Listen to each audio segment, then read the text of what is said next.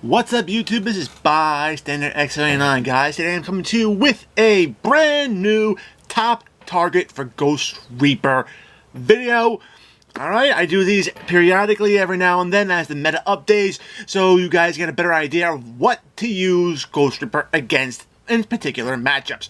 Alright, today I'm going to be focusing primarily on the three bigger decks as well as one other problematic card that's in the meta right now. Alright, as you can see, I'm going to be talking about one of the most represented decks in the more recent tournaments, and that's Salmon Greats. Okay, first card you need to go after with Ghost Reaper is going to be Sunlight Wolf here. Alright, now the primary reason why you want to go after Sunlight Wolf is basically because while this card is on the field, if you special summon a monster to a zone it points to, you're going to be recurring resources out of the grave back into your hand. Alright? The second thing is if it's Reincarnated Link, you're getting more resources, specifically the Salmon Great spell and traps out of your graveyard into your hand. So hitting this card is going to be necessary to stop that recursion. Alright? Stopping the recursion slows the deck down to a crawl, and it can take away some nasty plays. Alright? Next card is going to be Salmon Great Mirage Stalia. This is the Xyz monster that actually came in the structure deck. Okay?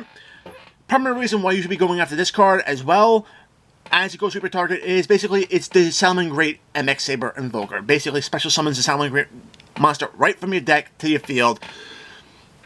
So automatically it helps build the field and allows you to go off. The other reason is that whenever this card is used as a material for a link summon, you can target one monster on the field or in the hand. And return it. Yeah, excuse me. Target one monster in the field and return it to the hand. So it's basically a compulsory evacuation device when you use it as a link material. All right. I can tell you this right now with great success. Salmon Greats just pure can actually bust open boards. All right. But to add to the board breaking powers, a lot of Salmon Great players are utilizing Barlow Dragon, and typically they're going to be linking into this guy using something like Update Jammer, because Update Jammer allows any link monster that uses Update Jammer as a link material to get 2 attacks. Now Barlow Dragon, whenever it attacks a monster, it can actually take control of that monster and place it in one of the zones it points to. With Update Jammer, Barlow Dragon has 2 attacks, which means it can effectively take 2 of your monsters. And I can tell you right now, this is what's giving Salmon Great so much power, because now, all of a sudden, they can break through some serious boards and cause a whole lot of trouble. Alright? Now, Barlow Dragon probably does appear in a lot of other meta decks, so it's a very good call to have on the top target list for Ghost Reaper regardless. Alright. Okay, moving on. Thunder Dragon Colossus, yes. Thunder Dragon Colossus is a problematic card. Primary reason? It's basically a walking version of the Mistake Trap card. Alright? It basically prevents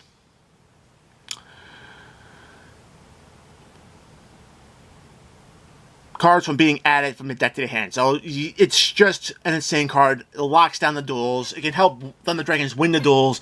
I mean, it is just an insane card. It needs to be hit. If you have the money to invest in even in a single copy, you need to get at least 1 copy of this card. Alright, moving on. Summon Sorceress is also on this list. This has appeared in a lot of different decks. Thunder Dragon is no different. Primary reason, it's a combo extender. Plain and simple. Alright? And Thunder Dragons, it gets the other Thunder Dragons out onto the field, so you can combo off into other things. So, yeah, it needs to be a target. As long as it's still available to players, it needs to be a target for Ghost Reaper. And speaking of it, another card that actually is in the Thunder Dragon decks is Sorceress Skull Dragon. This card is another one of those cards that are seen across a whole lot of different versions of decks. Just like Summon Sorceress, just like Barlow Dragon, Sorceress Skull Dragon has found a niche in a lot of decks that require massive amount of draws, such as the various Guard Dragon builds. Hitting this card is necessary because it is that good and it gives the deck so much more consistency. Alright, with that being said, that takes the Thunder Dragons out. We're going to move over, as soon as I can move over to Sky Strikers. And of course, first and foremost, you have Sky Striker is Kagari. This is the card that allows you to recur resources out of the graveyard, specifically your spells, to allow you to utilize things like Engage multiple times. Alright, hitting her weakens the Sky Striker deck a lot because now they're going to have a harder time recurring the resources out of the graveyard. Alright, and the other card I'm putting in there is Sky Striker Ace Hayate. This thing can actually poke for directly for 1500, which is problematic at times because 1500 can win or lose a duel regardless, whether you're going in at a time. The other thing about it is that if it inflicts damage, you're sending a Sky Striker card from your deck to your graveyard, so you're actually fueling the engine further. Taking out Kagari and Hayate, necessary to basically put that deck into check. Alright, and the other thing you're going to want to hit in Sky Strikers is their win condition. That's Barlow Dragon. Yeah. Double attack, can turn around, swing, weaken an opponent monster, one of your monsters, swing into your monster, and then put another monster into defensive position and swing again. Yeah, it's a walking OTK machine. It's got to be a target, even though most players only use one copy, but still, you need to be on the lookout, and this is a card you need to hit.